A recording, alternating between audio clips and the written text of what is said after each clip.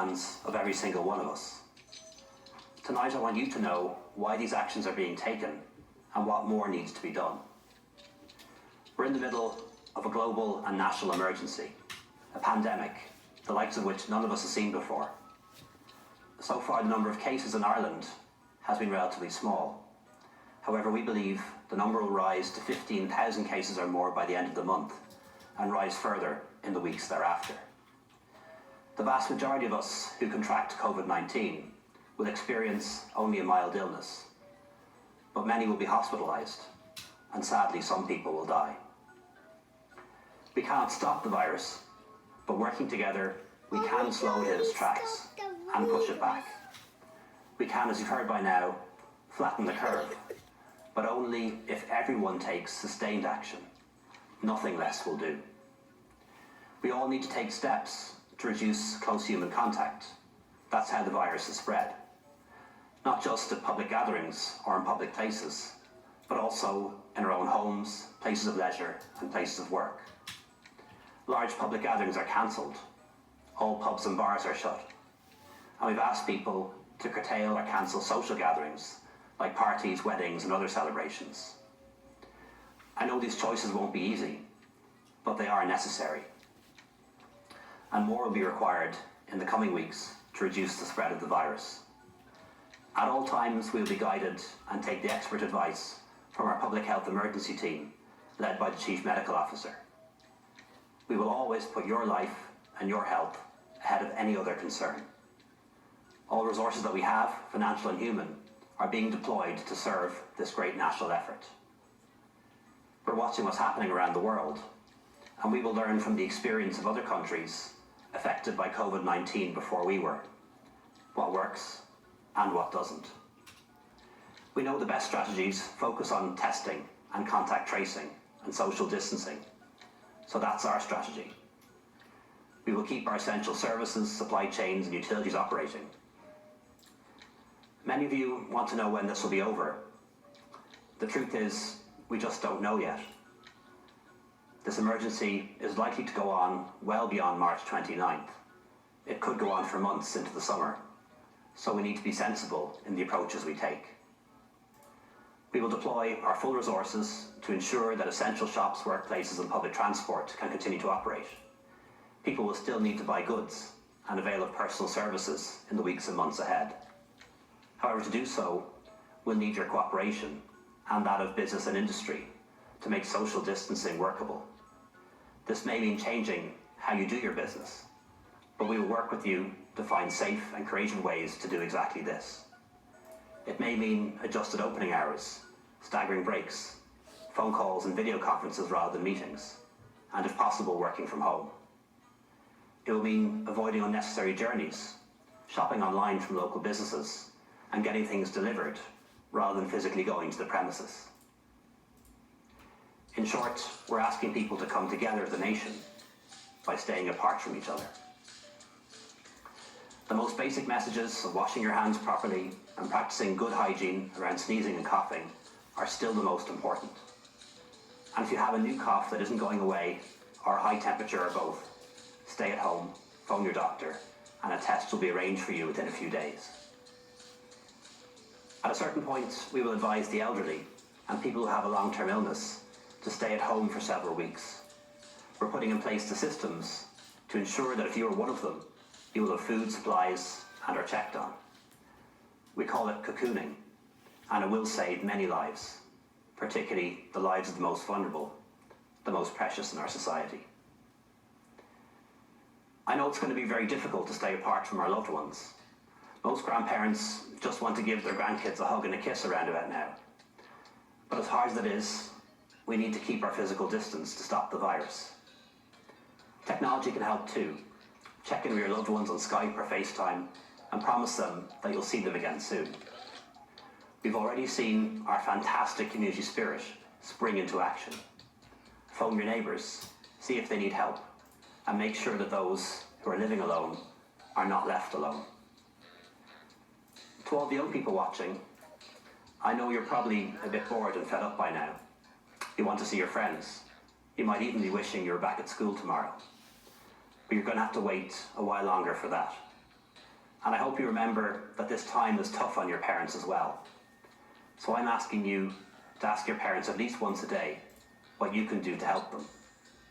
Keep up your schoolwork and call your grandparents. Like you, my family has spoken about little else in recent days. My partner, my two sisters and both their husbands are working in the health service here in Ireland and in the UK. They are all apprehensive. They've heard the stories from China and Italy of hospitals being overwhelmed and medical staff getting sick.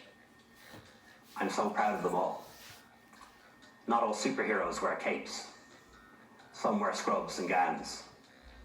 And all of our healthcare workers need us to do the right thing in the weeks ahead. Our community services and hospitals are being tooled up. Essential equipment is on the way. Retired staff are returning to service. People are training for change roles. This is the calm before the storm, before the surge. And when it comes, and it will come, never will so many ask so much of so few. We'll do all that we can to support them. I'm also grateful to the many people who've joined this great national effort, not just our healthcare staff, but also our army cadets, our librarians, our civil servants who are now learning to do contact tracing, the early education and childcare workers offering to look after children for our frontline staff so they can go to work, the teachers and lecturers finding new, innovative ways to teach students online and putting together contingency plans for the Leaving Cert and college exams, the people who are stocking our shelves every day, and those who are serving customers, our hauliers who leave their families on a Sunday evening and travel across the continent to ensure that we have the products, medicines and equipment that we need. All those who keep our supply chain moving, working in transport, we thank them. It's a frontline service too. Our journalists and broadcasters who are helping us to inform and educate the public are all deserving of our respect and thanks. Coronavirus is already having a deep impact on jobs and economic activity, and will continue to do so. Some people watching will have seen their jobs lost, business closed, or working hours reduced. And more will be worried that it might happen to them too, especially as we don't know when the emergency will end. I know this is causing huge stress and anxiety to you and your families, on top of the fear of the virus.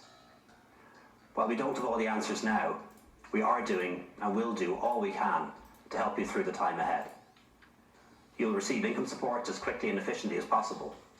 And when we're through the worst, we will get people back to work and get businesses open again.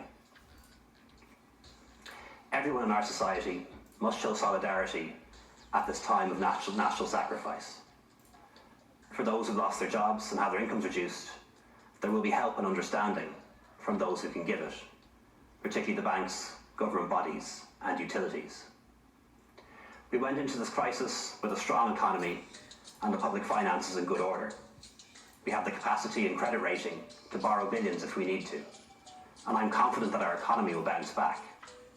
But the damage will be significant and lasting.